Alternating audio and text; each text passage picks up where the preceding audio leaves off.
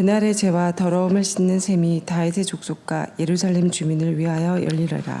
만군의 여호와가 말하노라. 그날에 내가 우상 이름을 이 땅에서 끊어서 기억도 되지 못하게 할 것이며 거짓 선지자와 더러운 귀신을 이 땅에서 떠나게 할 것이라. 사람이 아직도 예언할 것 같으며 그 나은 부모가 그에게 이르기를 내가 여호와의 이름을 빙자하여 거짓말을 하니 살지 못하리라 하고 나은 부모가 그가 예언할 때 칼로 그를 찌르리라.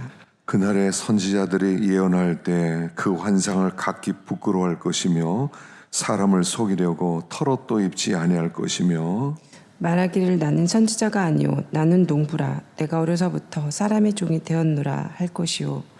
어떤 사람이 그에게 묻기를 내 두 팔 사이에는 상처는 어찌 됨이냐 하면 대답하기를 이는 나의 친구의 집에서 받은 상처라 하리라. 만군의 여호와가 말하노라 칼이 깨어서 내 목자 내적된 자를 치라. 목자를 치면 양이 흩어지려니와 작은 자들 외에는 내가 내 손을 들이우리라. 여호와가 말하노라. 이 온 땅에서 3분의 1은 멸망하고 3분의 1은 거기 남으리니 함께 내가 그 3분의 1을 불 가운데 던져 은같이 연단하며 금같이 시험할 것이라. 그들이 내 이름을 부르기를 내가 들으리. 나는 말하기를 이는 내 백성이라 할 것이요 그들은 말하기를 여호와는 내 하나님이시라 하리라. 아멘. 할렐루야. 오늘도 참 좋은 날입니다. 우리 성탄절을 보내고 또 첫날을 맞이했습니다. 또 우리들이 이제 연말을 향해 갑니다. 올 한 해 또 은혜 가운데 마무리 잘 하시고 또 2025년 참 소망의 새해를 맞이할 수 있기를 축원합니다. 자, 여기 보면 그날에 죄와 더러움을 씻는 셈이 다윗의 족속과 예루살렘 주민을 위하여 열리리라. 그날에 예수 그리스도께서 십자가에 죽으시고 부활하신 후에 죄와 더러움을 씻는 셈이 열렸습니다. 이미 예고하셨어요. 죄와 더러움을 씻는 셈이 열릴 것이다. 그리고 이미 우리는 그 죄와 더러움을 씻는 셈이 열려진 이 시대를 살아가고 있다는 겁니다. 얼마나 놀라운 역사고 은혜인지 알 수가 없습니다. 이제는 누구든지 죄와 더러움을 씻는 셈으로 와서 주님 앞에 내놓고 씻기만 하면 정결해지고 하나님을 회복시켜 주시고 은혜 가운데 살게 하신다 하는 얘기입니다. 그래서 죄와 더러움을 씻는 셈에서 이렇게 자기를 씻는 사람들은 어떤 축복을 받느냐 하는 것이 쭉 나와 있습니다. 그래서 참 우리가 마음 가운데 고통이 있고 상처가 있고 아픔이 있고 괴로움이 있고 눈만 감으면 후회스러운 과거가 있고 그런 마음이 들 때가 참 많거든요. 돌아보면 아픔들이 있고 돌아보면 슬픔들이 있고 어떻게 생각하면 빨리 끝내고 싶다 이런 생각이 점점 더 많이 들어갈 수 있습니다. 그럴 때에 죄와 더러움을 씻는 이 셈에서 우리가 씻으면 주님 앞에 내놓고 우리를 씻고 과거를 씻고 우리의 후회스러운 일을 다 내놓고 그러면 하나님이 깨끗하게 만들어 주시는데 무슨 일이 일어나면 여기 2절부터 쭉 나오는 게 우상 이름을 이 땅에서 끊어서 기억도 되지 못하게 할 것이며 거짓 선지자와 더러운 귀신을 이 땅에서 떠나게 할 것이라. 이 죄와 더러움을 씻는 셈에서 씻는 사람들은 우상에서부터 벗어나게 된다는 거예요. 더 이상 분별하면서 우상의 꾀임에 빠지지 않고 속지 않는다. 분별력이 생긴다 하는 말씀이죠. 3절에 사람이 아직도 예언할 것 같으면 그 하나님의 이름으로 예언하는 게 아니라 우상의 이름으로 예언한다는 거예요. 그 낳은 부모가 그에게 이기를 내가 여호와의 이름을 빙자하여 거짓말을 하니 살지 못하리라 하고 낳은 부모가 그 예언할 때 칼로 그를 찌르리라. 자기 자식이라도요 우상을 섬기고 또 거짓 선지자가 되면 부모가 용납하지 않는다는 거예요. 그만큼 죄와 더러움을 씻는 셈에서 씻은 사람들은 담대함을 갖게 됐고 하나님을 자녀보다 더 사랑하는 마음을 갖게 될 것이다 그런 뜻이고요. 그날의 선지자들이 예언할 때 환상을 부끄러워하고 사람을 속이려고 털옷도 입지 아니하고 선지자들이 예전에는 내가 이런 환상을 보았습니다. 그리고 털옷을 입으면서 나는 엘리야 같은 선지자입니다. 이랬던 것을 부끄러워하고 다시는 그런 흉내내지 않게 될 것이다 하는 것입니다. 말하기를 나는 선지자가 아니요 나는 농부라. 내가 어려서부터 사람이 되었노라. 나 원래 선지자 아닙니다. 나 원래 농부였습니다. 자기 실상을 얘기한다는 얘기죠. 어떤 사람이 그에게 묻기를 내 두 팔 사이에 있는 상처는 어찌 됨이냐 하면 대답하기를 이는 나의 친구의 집에서 받은 상처라.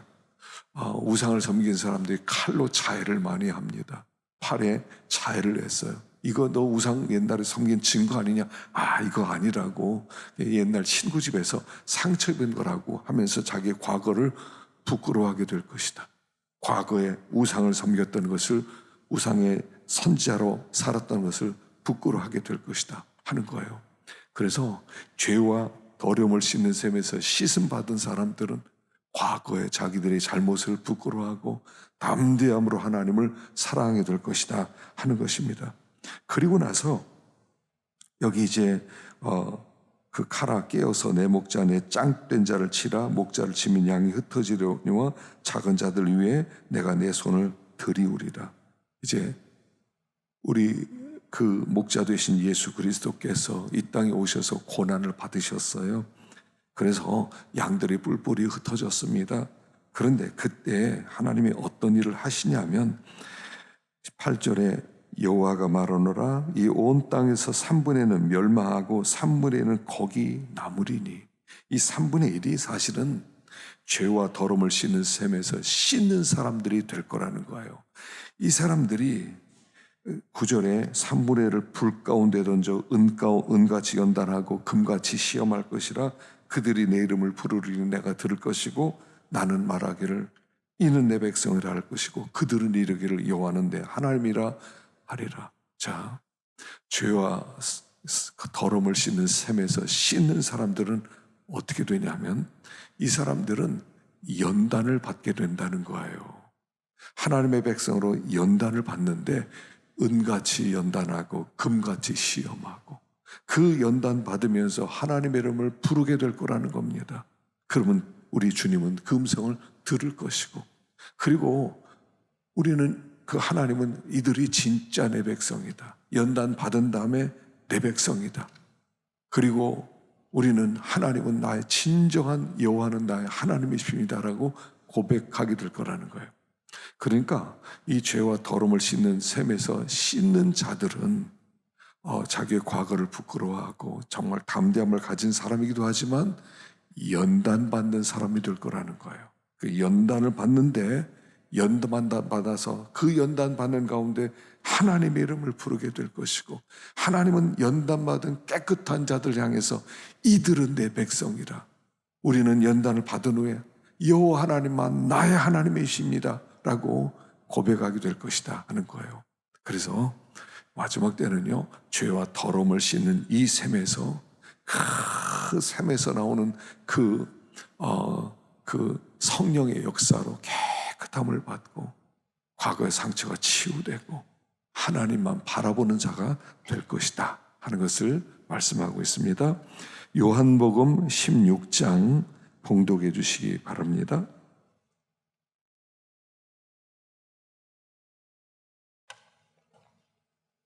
내가 이것을 너에게 이름은 너희를 실족하지 않게 하려 함이니 사람들이 너희를 출교할 뿐 아니라 때가 이르면 물은 너희를 죽이는 자가 생각하기를 이것이 하나님을 섬기는 일이라 하리라. 그들이 이런 일을 할 것은 아버지와 나를 알지 못함이라. 오직 너희에게 이 말을 한 것은 너희로 그때를 당하면 내가 너희에게 말한 이것을 기억나게 하려 함이요 처음부터 이 말을 하지 아니한 것은 내가 너희와 함께 있었음이라. 지금 내가 나를 보내신 이에게로 가는데 너희 중에서 나더러 어디로 가는지 묻는 자가 없고 도리어 내가 이 말을 함으로 너희 마음에 근심이 가득하였도다. 그러나 내가 너희에게 실상을 말하노니 내가 떠나가는 것이 너희에게 유익이라. 내가 떠나가지 아니하면 보혜사가 너희에게로 오시지 아니할 것이요 가면 내가 그를 너희에게로 보내리니 그가 와서 죄에 대하여 의에 대하여 심판에 대하여 세상을 책망하시리라. 죄에 대하여라 함은 그들이 나를 믿지 아니하며 의에 대하여라 함은 내가 아버지께로 가니 너희가 다시 나를 보지 못하며 심판에 대하여라 함은 이 세상 임금이 심판을 받았음이라. 내가 아직도 너희에게 이를 것이 많으나 지금은 너희가 감당하지 못하리라. 그러나 진리 성령이 오시면 그가 너희를 모든 진리 가운데로 인도하시리니 그가 스스로 말하지 않고 오직 들은 것을 말하며 장래 일을 너에게 알리시리라. 그가 내 영광을 나타내니니 내 것을 가지고 너에게 알리시겠음이라. 무릇 아버지께 있는 것은 다 내 것이라. 그러므로 내가 말하기를 그가 내 것을 가지고 너에게 알리시리라 하였노라. 조금 있으면 너희가 나를 보지 못하겠고 또 조금 있으면 나를 보리라 하시니 제자 중에서 서로 말하되 우리에게 말씀하신 바 조금 있으면 나를 보지 못하겠고 또 조금 있으면 나를 보리라 하시며 또 내가 아버지께로 감이라 하신 것이 무슨 말씀이냐 하고 또 말하되 조금 있으면이라 하신 말씀이 무슨 말씀이랴. 무엇을 말씀하시는지 알지 못하노라 하거늘 예수께서 그 묻고자 함을 하시고 이르시되 내 말이 조금 있으면 나를 보지 못하겠고 또 조금 있으면 나를 보리라 하므로 서로 문의하느냐. 내가 진실로 진실로 너에게 이르노니 너희는 곡하고 애통하겠으나 세상은 기뻐하리라. 너희는 근심하겠으나 너희 근심이 도리어 기쁨이 되리라. 여자가 해산하게 되면 그때가 이르렀으므로 근심하나 아기를 낳으면 세상에 사람 난 기쁨으로 말미암아 그 고통을 다시 기억하지 아니하느니라. 지금은 너희가 근심하나 내가 다시 너희를 보리니 너희 마음이 기쁠 것이요 너희 기쁨을 빼앗을 자가 없으리라. 그날에는 너희가 아무것도 내게 묻지 아니하리라. 내가 진실로 진실로 너에게 이르노니 너희가 무엇이든지 아버지께 구하는 것을 내 이름으로 주시리라. 지금까지는 너희가 내 이름으로 아무것도 구하지 아니하였으나 구하라. 그리하면 받으리니 너희 기쁨이 충만하니라. 이것을 비유로 너에게 일렀거니와 때가 이르면 다시 비유로 너에게 이르지 않고 아버지에 대한 것을 밝히 이르리라. 그날에 너희가 내 이름으로 구할 것이요 내가 너희를 위하여 아버지께 구하겠다 하는 말이 아니니 이는 너희가 나를 사랑하고 또 내가 하나님께로부터 온 줄 믿었으므로 아버지께서 친히 너희를 사랑하심이라. 내가 아버지에게서 나와 세상에 왔고 다시 세상을 떠나 아버지께로 가노라 하시니 제자들이 말하되 지금은 밝히 말씀하시고 아무 비유로도 하지 아니하시니 우리가 지금이야 주께서 모든 것을 아시고 또 사람의 물음을 기다리시지 않는 줄 아나이다. 이로써 하나님께로부터 나오심을 우리가 믿사옵나이다. 예수께서 대답하시되 이제는 너희가 믿느냐. 보라 너희가 다 각각 제 곳으로 흩어지고 나를 혼자 둘 때가 오나니 벌써 왔도다. 그러나 내가 혼자 있는 것이 아니라 아버지께와 아버지께서 나와 함께 계심이니라. 이것을 너에게 이르는 것은 너희로 내 안에서 평안을 누리게 하려 함이라. 세상에서는 너희가 환난을 당하나 담대하라. 내가 세상을 이겼노라. 아멘. 수고하셨습니다. 자, 이제 예수님께서 마지막 설교 14장에서 16장까지 이 땅에 계시면서 마지막 설교를 하시지요. 그리고 나서 오늘 마지막 메시지는 뭐냐면 실족하지 말라 하는 겁니다. 1절에 내가 이것을 너에게 이르면 너희로 실족하지 않게 하려니라. 실족하지 마라. 그리고 실족하지 말고 넘어지지 말라 하는 뜻이죠. 길을 잘못 들지 말라, 잘못된 생각에 빠지지 말라, 다 그런 말씀입니다. 그리고 33절에 내가 이것을 너에게 이르는 것은 너희로 내 안에서 평안을 누리게 하려 함이라. 평안을 누려라. 실족하지 말고 평안하라. 내가 세상을 이겼다, 담대하라 라고 말씀하세요. 그러면서 오늘 여기에 실족하지 않기 위해서 몇 가지 권면을 하세요. 첫째는 뭐냐면 7절에 내가 실상을 말하노니 내가 떠나는 것이 내 유익이라. 떠나가지 않으면 보혜사가 오지 아니할 것이고 내가 가면 그를 너에게 보내겠다. 자, 실족하지 마라. 넘어지지 마라. 낙심하지 마라. 내가 보혜사 보낸다. 첫째는 보혜사가 우리의 위로예요. 보혜사가 오시기 때문에 우리는 실족하지 않고 평안을 누릴 수 있어요. 보혜사가 와서 우리를 가르쳐주고 우리를 인도해 주실 거예요. 그러니까 보혜사 성령이 우리 안에 와 계신다는 이 사실 하나만 하더라도 우리는 담대할 수가 있고요. 평안할 수가 있어요. 아, 성령님이 나와 함께 하시지, 성령님이 나와 동행하시지, 나를 가르쳐 주시지. 첫째는 보혜사 성령님 때문에 낙심하지 말아라. 두 번째는 여기 조금 있으면 계속 그렇게 말씀하시죠.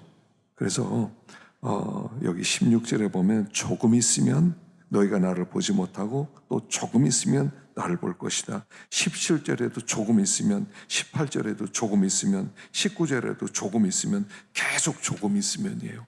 조금 있으면 너희들이 기뻐하게 될 것이다.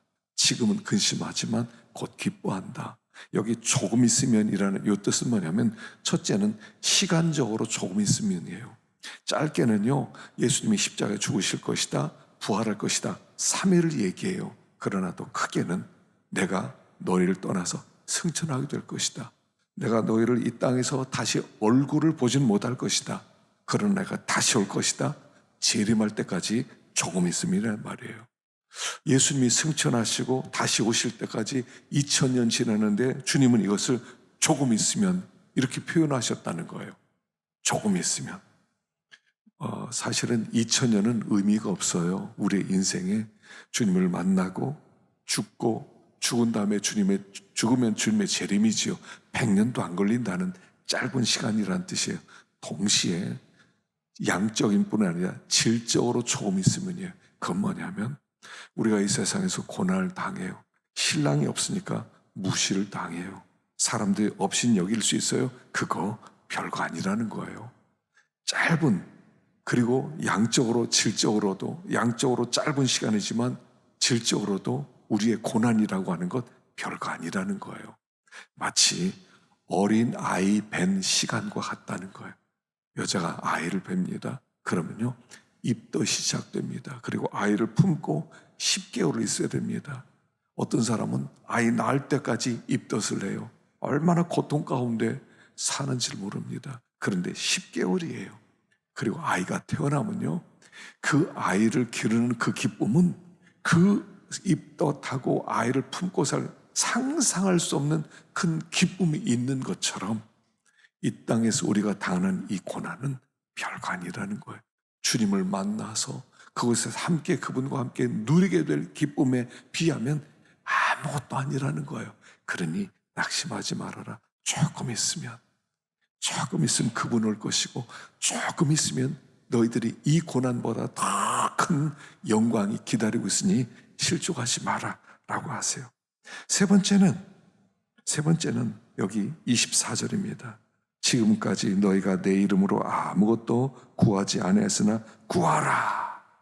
이제는 구해라. 기도해라. 기도가 있기 때문에 실족하지 않을 수 있다. 낙심하지 않을 수 있다. 너희들은 얼마든지 기도할 수 있는 사람이 되었다. 기도의 능력을 써라.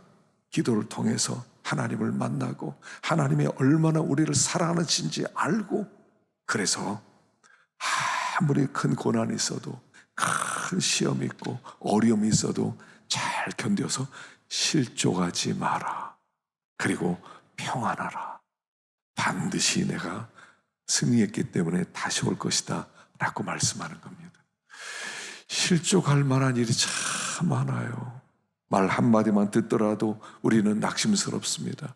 말 한마디만 들어도 마음에 막 상처가 되고 괴롭습니다. 과거를 돌이켜 보기만 하더라도 아픔이 있습니다. 그런데 실족하지 마라. 실족하지 마라. 주님이 우리에게 그렇게 위로해 주시는 겁니다. 우리가 성령님이 우리와 함께 계시다는 것, 조금 있으면 그분의 얼굴을 배움는다는 것, 기도할 수 있다는 것, 얼마든지 우리는 실족하지 않고 믿음으로 살아갈 수가 있다 하는 것입니다. 그래서 오늘도 담대하게, 오늘도 무슨 일이 벌어질지 몰라요. 담대하십시오. 오늘 어떤 일이 벌어진다 하더라도 주님은 이대로 우리가 넘어지도록 허락하지 않을 것이고, 반드시 우리를 일으켜 세우실 것을 믿고 오늘도 승리하시기를 축원합니다. 기도하겠습니다.